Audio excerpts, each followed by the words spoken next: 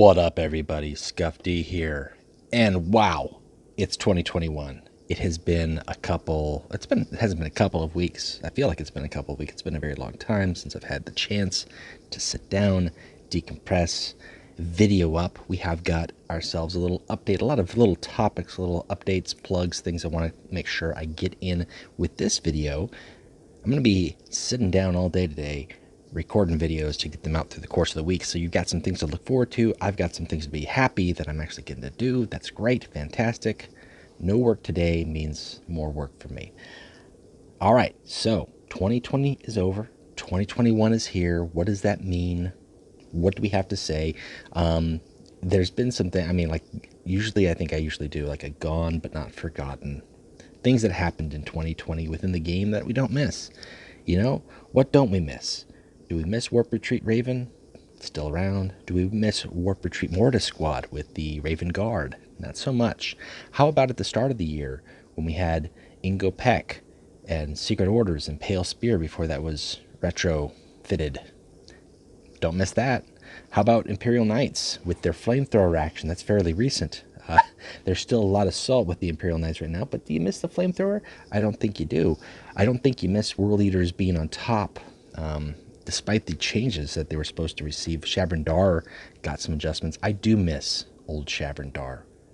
I don't miss. I'm not loving the new one by any means, but I do miss the old one.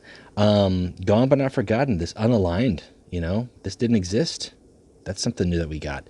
Speaking of some new stuff that we got here, I'm just going to roll right into 2020 and get kind of down to the stuff. And just as we talk, maybe I'll think of some other things that I don't miss from last year. I don't miss ladder, but one of my goals for 2020 is to do ladder just a smidge more. Last year, initially, it just started off as like a temporary reprieve vacation. For the first 2 years of the game, I would take a warlord and I would play them 2 months in a row in ladder to see how high I could climb, and then the next month to see if I could surpass what I did the previous month and to prove that I could take any warlord above 4K. Which I did for the warlords that I did. But the problem is the game now has 100 warlords in it, not counting all these little pilot chassis combos for the Imperial Knights. So I'm spending 2 months with one warlord, and there's 100 warlords, and it just far outclips anything that I could do. And honestly, just kind of burned out with ladder. And back in, I think, December of 2019, I decided, okay, I'm just going to take it easy. I'll play a little bit. I think through the course of every month, I played 3 or 4 ladder games. Maybe one month I might have gone up as high as like 26, 2,700. That's kind of pushing it. I think 2,600 was the highest I got, and I didn't miss it. I had a lot of fun in practice. I got to do a lot of different warlords that I probably wouldn't have done if I was doing ladder and grinding and trying to get 4K, especially if I was sticking with the one warlord. And that's all good and well. But I feel like I got to step it up for my lodge. I got to step it up for the Traders End community. So I'm going to do ladder a little bit more. We are still an event-driven lodge. We're still aiming to hit top 10, top 3, depending on the expansion or the event itself. But I'm going to go for 2,700 plus every month. And if I can break 3K, fantastic. I'm not going to push it beyond that, but I do want to do that a little bit more. There's a lot that goes with ladder. There's a lot of time. There's a lot of grind. A lot of people get frustrated more so than they need to. I really enjoyed taking a year off from it. Again, I don't miss it, but I'm going to do a little bit better this year. So that's my goal. That's my big goal for 2020. Now, as far as the channel goes, I'd like to hit 600, maybe 700 subscribers by the end of the year. You can help by that. If you know somebody who isn't subscribed, let them know. Check the channel out. Check out all the things that we do here. We're going to be talking about December Decklist Contest Winners here in just a second. And then we're going to be talking about the January Decklist theme to go with that. That's just one thing I do. We're also going to be talking about all the other videos that you've got to look forward to in 2020, but primarily in the next couple of weeks as I work on those. So that's one goal I've got. Now, for 2020 within the game itself, recently the developers had a Q&A. I don't know if this message is still on here. It's not. They had a Q&A on the Discord, and they talked about some stuff that is upcoming with the game. Really a lackluster Q&A, in my opinion. It was nice to have. I think there was at least an opportunity for players to get their questions asked. The problem was it was about the same 5 or 6 questions relating to the power of the Knight's households, please nerf, Iron Hands are underpowered. Please buff. When do we get the second use for our gems, which has been a feature that has long been promised by the developers? That was kind of about it. Some news that did come out of it, however, is that number one, we are going to be getting Imperial Fists in the next expansion guaranteed, which is fantastic. I wasn't able to make the Q&A, but when I heard that, that was good news. Way to go. I also, one of my guys in my lodge, I think he posted the comment for me because I was a big concern for me is just the way the game is for new players. It's very intimidating. If you're coming in, you now have all of these expansions to choose from. And where do you start? And you don't have enough gold. And getting gold and crates daily is a grind. Getting tickets to play the events to maybe get some cards is hard to do. The shop is not absolutely fantastic in letting you get some new options for your decks. It's really kind of a very daunting task for new players. And if you don't have new players coming in and enjoying the game, eventually you won't have a game. And that's very important to me because I love this game. And I hope you guys do too.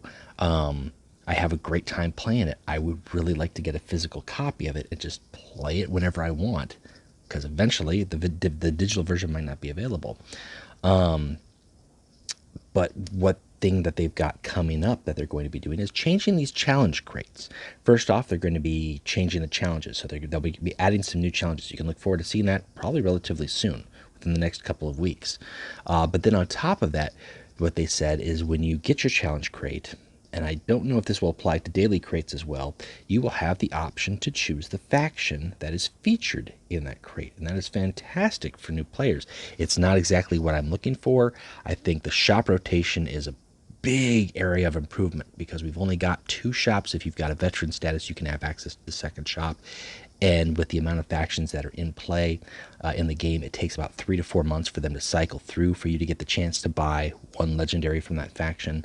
If you have 1,600 gems, it's very daunting. It's very hard for new players to collect. However, having the option to choose, okay, I'm going to open up a green crate and I want it to be from the Blood Angels because that's the new faction I want to go for, or I'm new to the game and I really like Blood Angels, or I heard Runestorm is a fantastic faction.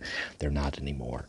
But maybe you did. Maybe you heard it from an old source and you want to go for it, and that's the crate that you pick, and then you're going to get featured cards from that. That's cool. That's a positive.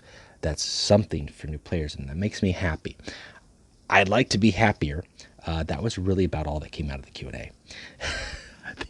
The second use for the gems, which has been a year plus now in the promising, nowhere in sight. We don't even know what type of feature it's going to be. It will involve gems. It will involve lodges. That's about it. That's about Everguild stated in their Q&A that they were going to be doing something. I think they want to enhance something with regards to prizing for lodges. Now, what that means, I have no idea. I have no idea what that means. Does that relate to events? I think the event rewarding is decent. Does that relate to end of season? Okay. Who's to say?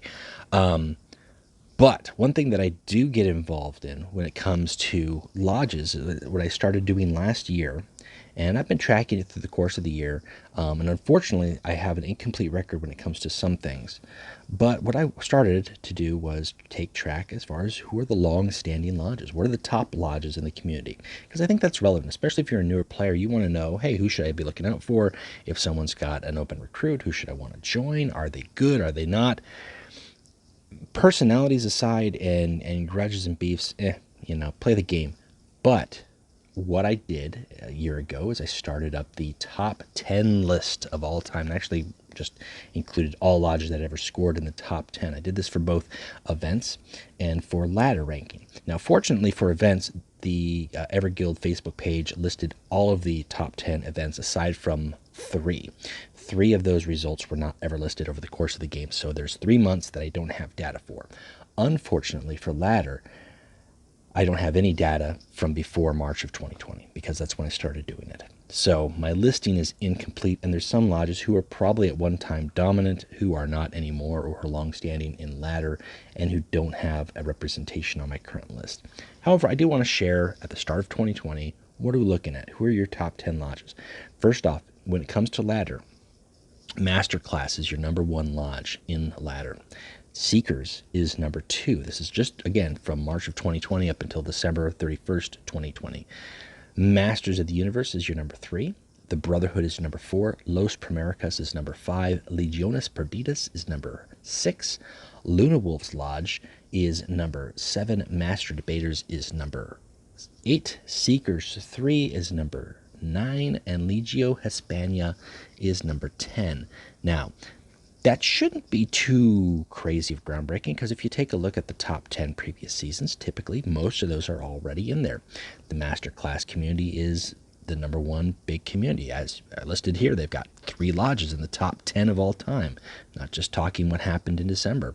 Seekers, and I don't know the inner workings of the Spanish lodges. I don't know who's related. Seekers just numbers their lodges 1, 2, 3, 4, 10 or whatever. The Legio Hispania, I don't know if they're related to Los Primericas. I don't know if Los Primericas is related to, La Alianza. I don't know. I don't know if I even said that right.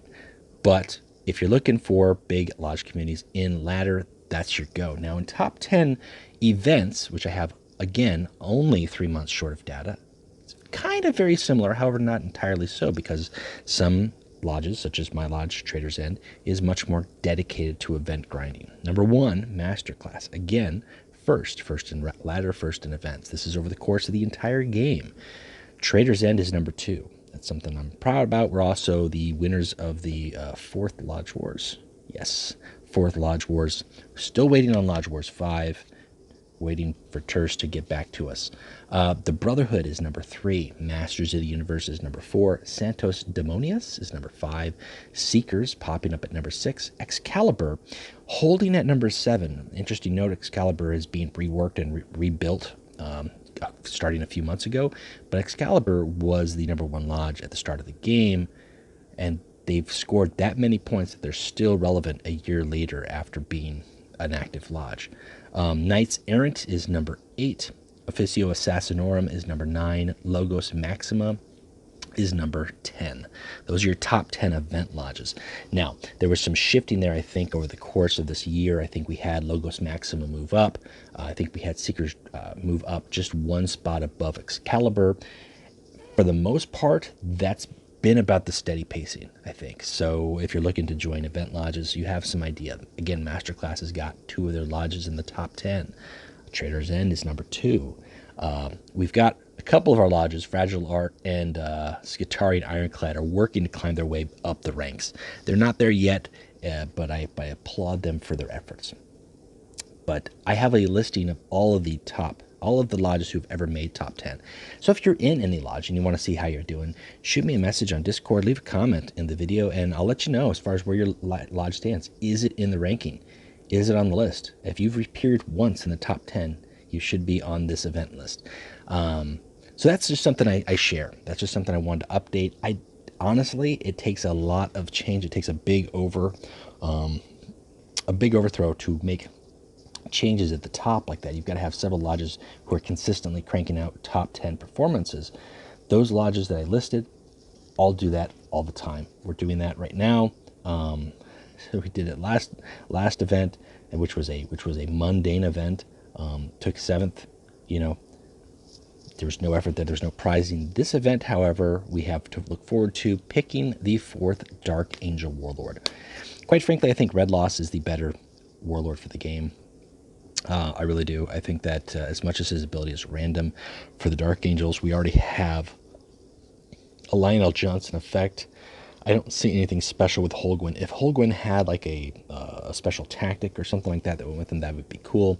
But I think Ferrith Red Loss has a better, interesting ability. I just do. So that's the one I'm playing for. That's what I want to see.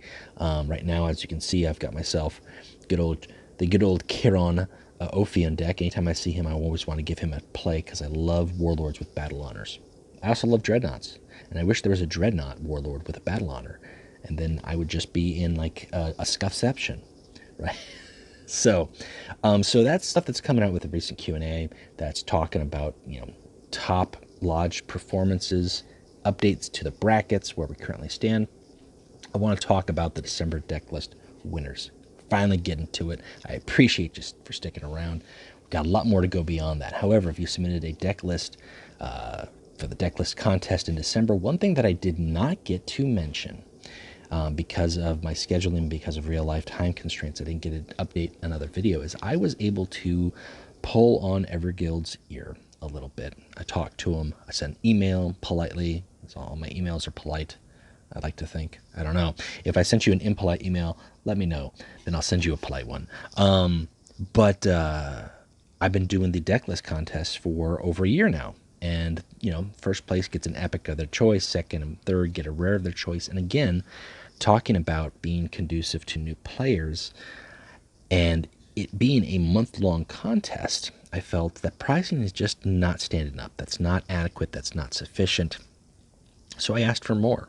I said, is it possible to give them, you know, first place, a legendary of their choice, or, you know, a 2-card, something to make it better, make it worthwhile. If they're waiting a month, if they submit a deck list and they're waiting a month for pricing, can at least be on par with what the tournaments do, because there's tournaments that take place weekly in the Discord.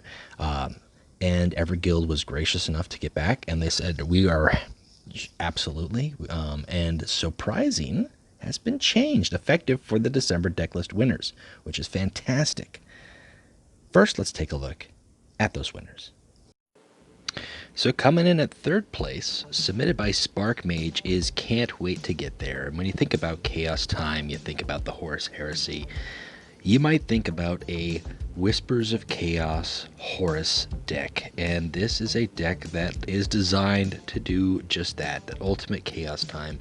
Every single card in here is a Chaos card that contributes to the Whispers of Horus Lupercal. We're talking about breaching the Forbidden Library and maximizing use of cultists, as well as cards that are strong tactics, such as Informant Network and Summoning Ritual for the Endmaster offering as well.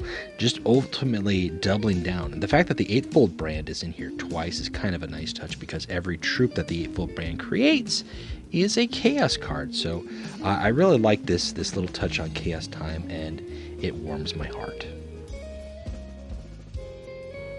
Now, a tale that also warms my heart is that of First Heretic, which is an amazing storybook in of itself. And this deck here was submitted by Bill Cosby. Not the real Bill Cosby, just Bill Cosby in game, ladies and gentlemen. And he has submitted a deck that is very thematic to that Chaos Time, to that luring of the Word Bearers ultimately into the Eye of Terror, as Argol Tal is the Herald of Truth and is sent into a Terran reality, forming a warrior lodge, making deals with Possessed and Hellspawn, all fueled by the Planetary Purge and the raising of Monarchia. This is actually a really nice thematic deck. I really enjoyed all the card touches here, as well as Architect of Heresy, Dark Martyr, and of course the Summoning Ritual and Orbital Bombardment, symbolizing, you know, Monarchia and that burning of everything that they held to the Imperium. So very nice deck. And then first place goes to Cygnus Prime Family Time, because what else is Chaos Time if not a time to celebrate with your loved ones? And this one here is Kyrus's special on Cygnus Prime. It's actually both thematic to Chaos Time and thematic to Cygnus Prime itself. This deck was submitted by Argus. Got the submission over on the Reddit, and as you can see here, we have a maximum amount of Cygnus acolytes and cultists, but also we've got the touch of the chaos and the Ruinstorm. We've got Demon Chosen, Seekers of Slanesh. They're all waiting for that warp rift before they can breach their planetary trap upon the Blood Angels' forces, and thus bring in their sealed pack and mass offering to lure Sanguinius and his sons into the folds of chaos. And if that doesn't fail, then you've got a planetary purge of all things at the Cathedral of the Mark. So great deck. All right, so congrats to the winners. Happy Chaos Time. It was indeed Chaos Time, the decklist theme for December. Let's talk about pricing that those winners are going to receive. And going forward from 2021 on, winners will be receiving, first place will receive 1,000 gold, second place will receive 500 gold, and third place will receive 300 gold. Now, it's the equivalent right here of, you know, $10, $5, $2 to $3, but it's gold. It's gold for crates. First place getting 1,000 gold. That's 10 crates that they can get. That can take them up to a legendary. That can take them up 5 faction crates if they want to go that way. I think it's something that's really useful for new players, especially, but for older players too, who are chasing just 1 or 2 cards from a certain faction or a certain expansion. I think that's a really good thing. I'm really thankful for Everguild to let me continue to do these decklist contests and to do prizing like that. So if you don't have your deck lists ready, if you want to submit for the decklist contest going forward, it's very easy. You hit me up on Reddit, you hit me up on Discord, you send me a screenshot of your deck list, which looks a little bit something like, I'll show you that deck later. It looks a little bit like this. Give it a title that works with the theme. Give me a screenshot of your player profile. Boom, so I know what your in-game name is for prizing. That's it. That's all you have to do. And then at the end of the month, deadline is January 25th. At the end of the month, I announce the winners as I've done here with the new theme. Send in the results to Everguild. They will be sending out prizing shortly. So, all that aside, what is January's deck list theme? The theme for January is rebirth. We're talking about New Year. We're talking about 2021 within the game and within Horus Heresy, Warhammer 40k in general. There's a great theme about rebirth when it comes to specific factions, warlords. What does that mean? Are we talking about the Salamanders? Rebirth from Istvan V, Vulcan himself specifically? Are we talking about Fulgrim and his quest to become a demon prince and be rebirthed in that way? Are we talking about the Shattered Legions just as a collective whole rebirthing? Are we talking about the forces of chaos? What does it all encompass to you? It's a very vague, very open theme that I hope is relevant to a lot of warlords, a lot of variety there. It's very broad. I picked it in advance because I figured January, what's good for the start of a new year? Let's start it off right? Let's rebirth 2020 to 2021. That is the theme, rebirth. Send me your deck lists. You've got all the way up until January 25th to get those to me.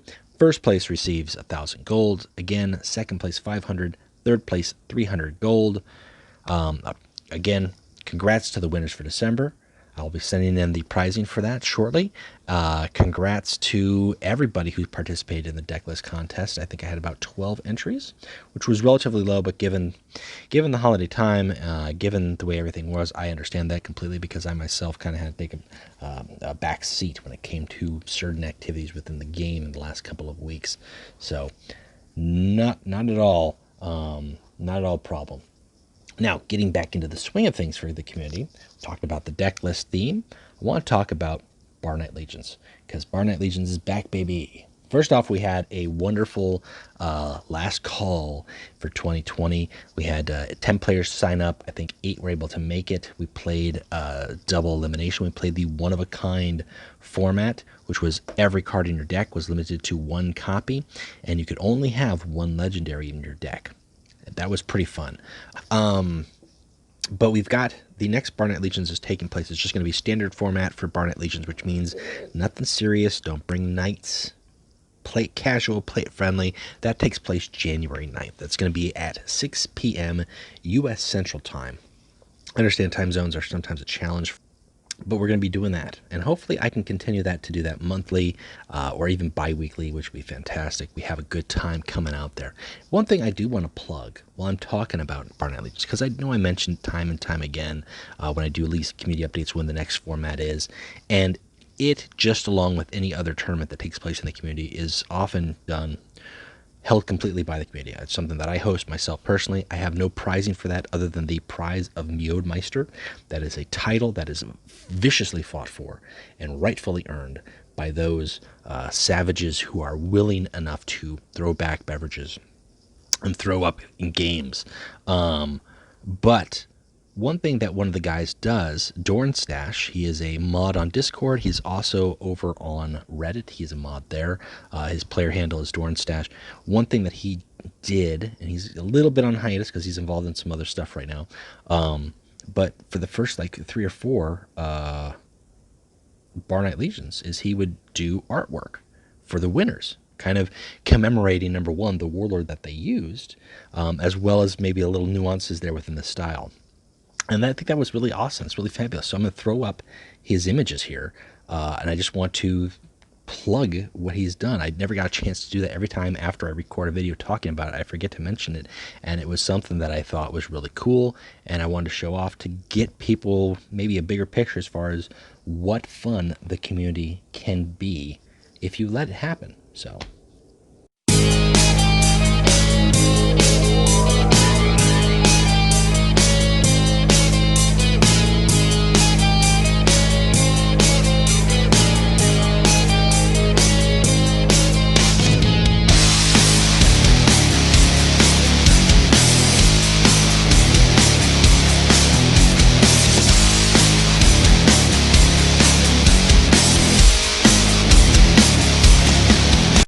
yeah, so I thought I'd wanted to give a shout out to Dornstash.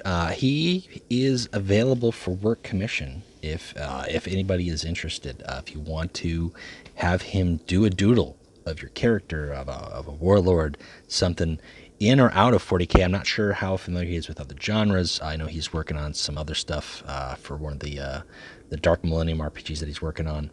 I think Only War. I think he's playing in an Only War campaign. He's doing character art, but he's available for commission, and I'm really tempted. I might do 2021, changing my player profile to the Venerable Dreadnought, because I think that's cool. I think that's cool, and I just think it's cool that we've got somebody in the community who enjoys the game and the community as much as that to put it into a different form. We've got a lot of other guys who've done that with cards, card design, making custom cards, fantasy cards, cards for players in their lodges. I think one of the masterclass lodges does that for their winners. I think that's cool. So that's what we've got for Barnet Legions. We've talked about Barnet Legions. We've talked about the deck list theme. We've talked about Dornstash. I've got a little plug in here for him. Another plug I've got coming up here, I recently received an invite to a Night Household duel with Lord Lancelot. Lord Lancelot is another content streamer. I think recently he just had a Night House duel with Skypoint, and he sent me a message and he wanted to throw down. I don't have all of the Night Household cards. I'm missing the Legendary Chassis. I'm also missing House Veroni, but we're not going to play with that, right? We're just going to play with what we've got and make it fun, so you can look forward to that. He's going to do a video. I'm going to do a video on my end, and we'll both put those up once those take place. Hopefully, we'll be able to coordinate and get that done next week. That's about 5 games we're looking at. I'm going to try to make a variety of decks. They're going to be wonky. They're all not going to be the same. They will not all be Cerastus Orlok. I guarantee you that. Cerastus Orlok, quite frankly, is my least favorite. I'm having a blast with Questoris Maccabeus, and a lot of people just don't get it. But I do. I enjoy it. Questoris Maccabeus is so underrated. It's really the way to go. So that's definitely one deck that will be included. I hope I win with it. Otherwise, I'll look like a fool. That's the way it goes, though. Sometimes, or at least keep it close. You know, keep the win margin low. Speaking of win margins, I mean, just for those just so I can back up what I'm saying. Just so I can back up what I'm saying, man. If you don't think that Questoris Maccabeus is the way to go, Questoris Maccabeus is the way to go. That's pretty good. That's pretty good. I might play him again tonight. So we've got that duel coming up. We've got that player duel coming up, and so that's definitely going to be one video from me that you can expect to see.